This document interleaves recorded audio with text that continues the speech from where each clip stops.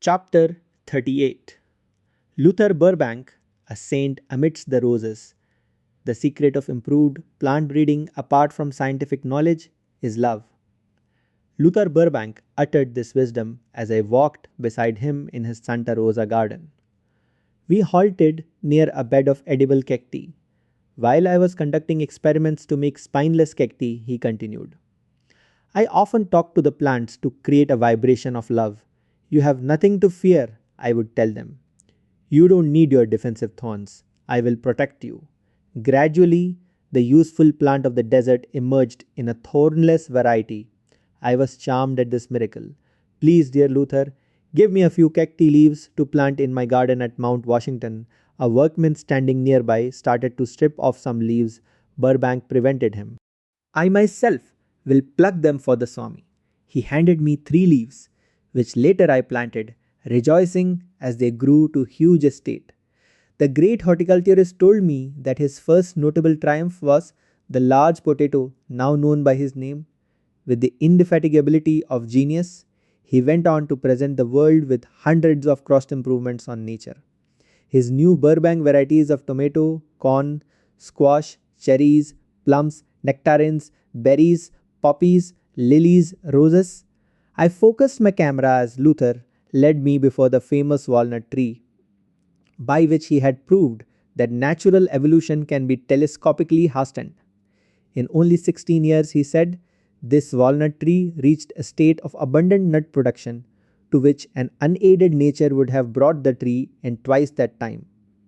Burbank's little adopted daughter came romping with her dog into the garden. She is my human plant.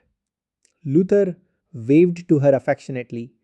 I see humanity now as one vast plant, needing for its highest fulfillments only love, the natural blessings of the great outdoors, and intelligent crossing and selection.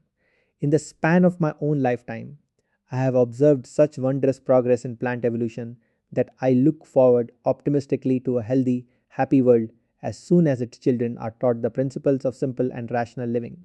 We must return to nature and nature's God. Luther, you would delight in my Ranchi school with its outdoor classes and atmosphere of joy and simplicity. My words touched the chord closest to Burbank's hard child education. He plied me with questions, interest gleaming from his deep, serene eyes. Swamiji, he said finally, schools like yours are the only hope of a future millennium. I am in revolt against the educational systems of our time, severed from nature and stifling of all individuality. I am with you heart and soul in your practical ideals of education. As I was taking leave of the gentle sage, he autographed a small volume and presented it to me. Here is my book on the training of the human plant, he said.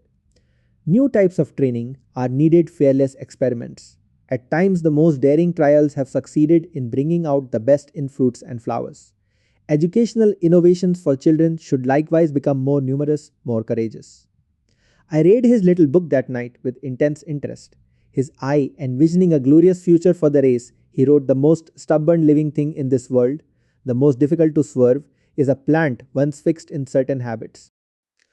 Remember that this plant has preserved its individuality all through the ages.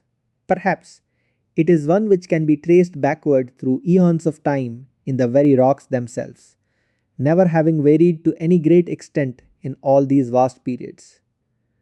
Do you suppose, after all these ages of repetition, the plant does not become possessed of a will, if you so choose to call it, of unparalleled tenacity? Indeed, there are plants like certain of the palms so persistent that no human power has yet been able to change them.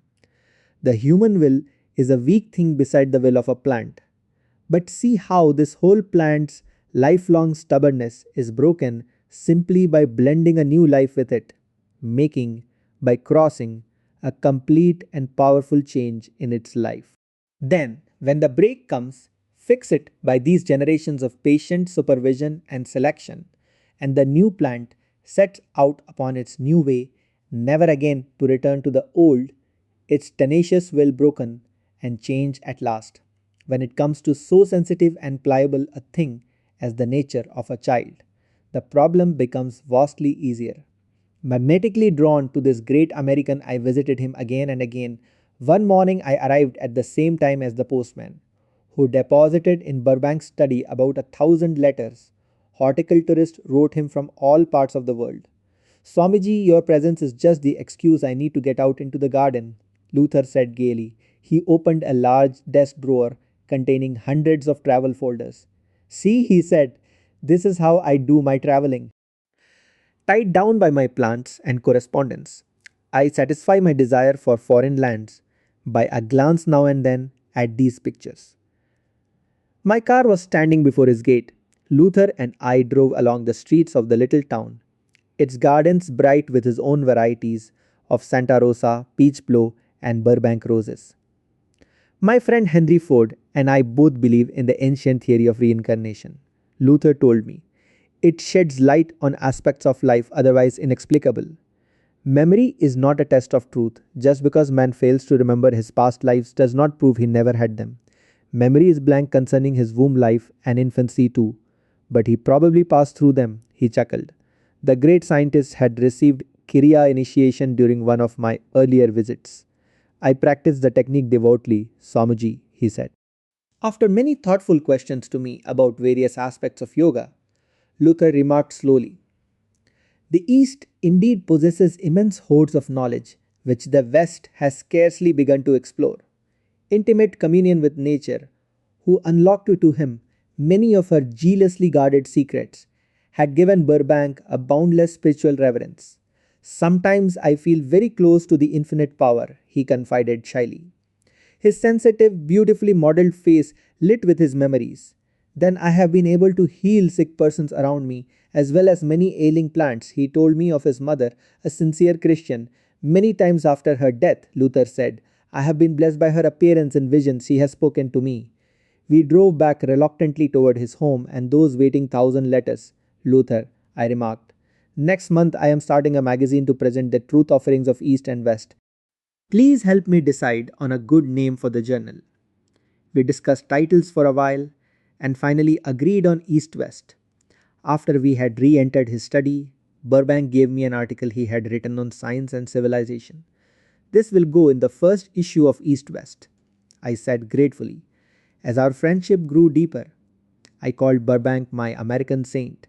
Behold a man, I quoted, in whom there is no guile. His heart was fathomlessly deep, long acquainted with humility, patience, sacrifice. His little home amidst the roses was austerely simple. He knew the worthlessness of luxury, the joy of few possessions. The modesty with which he wore his scientific fame repeatedly reminded me of the trees that bend low with the burden of ripening fruits. It is the barren tree that lifts its head high in an empty boast. I was in New York when in 1926 my dear friend passed away. In tears, I thought, oh, I would gladly walk all the way from here to Santa Rosa for one more glimpse of him. Locking myself away from secretaries and visitors, I spent the next 24 hours in seclusion. The following day, I conducted a Vedic memorial rite around a large picture of Luther. A group of my American students, garbed in Hindu ceremonial clothes, chanted the ancient hymns as an offering was made of flowers, water, and fire, symbols of the bodily elements and their release in the infinite source. Though the form of Burbank lies in Santa Rosa under a Lebanon cedar that he planted years ago in his garden, his soul is enshrined for me in every wide-eyed flower that blooms by the wayside. Withdrawn for a time into the spacious spirit of nature, is that not Luther whispering in her winds, walking her dawns? His name has now passed into the heritage of common speech. Listing Burbank as a transitive verb, Webster's New International Dictionary defines it: to cross or graft a plant, hence, figuratively, to improve anything as a process or institution, by selecting good features and rejecting bad, or by adding good features. Beloved Burbank, I cried after reading the definition, your very name is now a synonym for goodness, Luther Burbank, Santa Rosa, California, USA, December 22, 1924. I have examined the Yogoda system of Swami Yogananda, and in my opinion, it is ideal for training and harmonizing man's physical, mental, and spiritual natures. Swami's aim is to establish how to live schools throughout the world. wherein education will not confine itself to intellectual development alone, but also training of the body, will, and feelings through the Yogoda system of physical, mental, and spiritual unfoldment by simple and scientific methods of concentration and meditation. Most of the complex problems of life may be solved, and peace and goodwill come upon earth. The Swami's idea of right education is plain common sense, free from all mysticism and non practicality, otherwise, it would not have my approval. I'm glad to have this opportunity of heartily joining with the Swami in his appeal for international schools on the art of living, which, if established, will come as near to bringing the millennium as anything with which I am acquainted.